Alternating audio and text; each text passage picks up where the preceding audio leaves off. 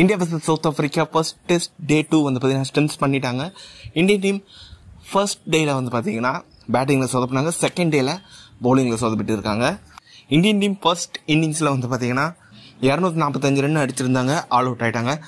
Indian டீமை பொறுத்த வரைக்கும் KL ராகுல் ஒரு செமனாக் 137 பாலில் 101 ரன் அடிச்சிருந்தாரு. அதில் 14 பவுண்டரி 4 சிக்ஸர் அடிச்சிருந்தாரு. அது மட்டும் இல்லாமல் வந்து பார்த்தீங்கன்னா back to back centuries in Centurion. KL ராகுலுக்கு இது வந்து பார்த்தீங்கன்னா 8வது டெஸ்ட் செஞ்சுரி. முக்கியமாக KL ராகுலோட இந்த ஒரு செஞ்சுரி, இந்த ஒரு நாக்னால தான் இந்தியன் டீம் ஓரளவுக்கு டீசெண்டான ஒரு ஸ்கோர் வந்து பார்த்தீங்கன்னா அடிக்க முடிஞ்சது.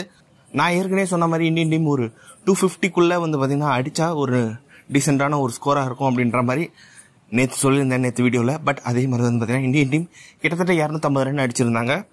இருந்தாலும் பவுலிங்கில் இன்னும் கொஞ்சம் நல்லா போட்டிருக்கலாம். முக்கியமாக பும்ரா நல்லா போட்டார். இந்தியன் டீம் பொறுத்த வரைக்கும் ரவிச்சந்திரன் அஸ்வின் நல்லா போட்டார். பட் பிரசித் கிருஷ்ணா கிட்ட ஏகப்பட்ட நம்பிக்கைகள் இருந்தது. ஆனால் அவர் பார்த்தீங்கன்னா அவர் சரியாக போடல. பும்ரா கூட போட்டி போட்டு அதிக விக்கெட் எடுப்பார் நம்ம எதிர்பார்த்தா, ஷார்துல் தாக்கூர் கூட போட்டி போட்டு அதிக ரன்ஸ் கொடுத்துட்டு இருக்காரு. ஓகே, ஃபர்ஸ்ட் மேட்ச் கொஞ்சம் வந்து பார்த்தீங்கன்னா நர்வஸ்லாம் இருக்கும். பட் வந்து பார்த்தீங்கன்னா ஷார்துல் தாக்கூர் நீயாப்பா 7 விக்கெட் சவுத் ஆப்பிரிக்காவில் எடுத்த அப்படின்ற மாதிரி ஒரு கேள்வி தான் எனக்கு வருது. லாஸ்ட் டைம் வந்து பார்த்தீங்கன்னா இந்தியன் டீம் சவுத் ஆப்பிரிக்காவுக்கு அகேன்ஸ்டாக விளையாடும் போது சவுத் ஆப்பிரிக்காவில் 7-4 எடுத்த ஒரு பவுலர் இந்த மேட்ச்சில் அந்தளவுக்கு சரியாக போடல அப்படின்ற மாதிரி தான் சொல்லி ஆகணும். ஆக்சுவலாக ஷார்துல் தாக்கூர் ஓரளவுக்கு விக்கெட்ஸ் வந்து பார்த்தீங்கன்னா முக்கியமான ஒரு நேரத்தில் எடுத்து கொடுப்பாரு. ஆனால் இந்த மேட்ச்சில் அவருக்கு வந்து பார்த்தீங்கன்னா இது வரைக்கும் விக்கெட்டே கிடைக்கல. அது மட்டும் வந்து பார்த்தீங்கன்னா ரன்ஸ் நிறைய லீக் பண்ணுறாரு. மோஸ்ட்லி டெஸ்ட் கிரிக்கெட்டில் அந்தளவுக்கு ரன்ஸ் லீக் பண்ண மாட்டார். ஆனால் இந்த மேட்ச்சில் அவருக்கு வந்து பார்த்தீங்கன்னா அந்த லைன் அண்ட் லென்த் சரியாக அமையலன்னு தான் சொல்லி ஆகணும். இதே பிரச்சனை தான் பிரசித் கிருஷ்ணா. ஓகே, இதெல்லாம் மறந்துட்டு நாளைக்கு ஃப்ரெஷ் டே 3 அந்த ஒரு ஃபர்ஸ்ட் 1 hour நல்லா போட்டாங்கன்னா சவுத் ஆப்பிரிக்கன் டீமை ஒரு 300 ரன்குள்ளே ஆல் அவுட் பண்ண பார்க்கணும் இந்தியன் டீம். அதுக்கு முக்கியமாக ஜஸ்பிரித் பும்ரா நல்லா போட்டுட்டு இருக்காரு, சிராஜும் வந்து பார்த்தீங்கன்னா நல்லா போட்டுட்டு இருக்காரு. கூட பிரசித் கிருஷ்ணாவும் ஷார்துல் தாக்கூரும் வந்து பார்த்தீங்கன்னா ஓரளவுக்கு நல்லா போட்டு ஆகணும்.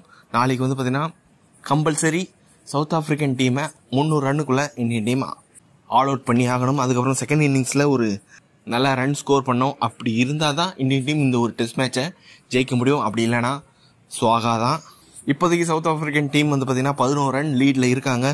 சவுத் ஆப்பிரிக்காவை பொறுத்த வரைக்கும் டீன் எல்கர் 140 ரன் நம்மளை பார்த்தாலே அவர் அடிப்பார்.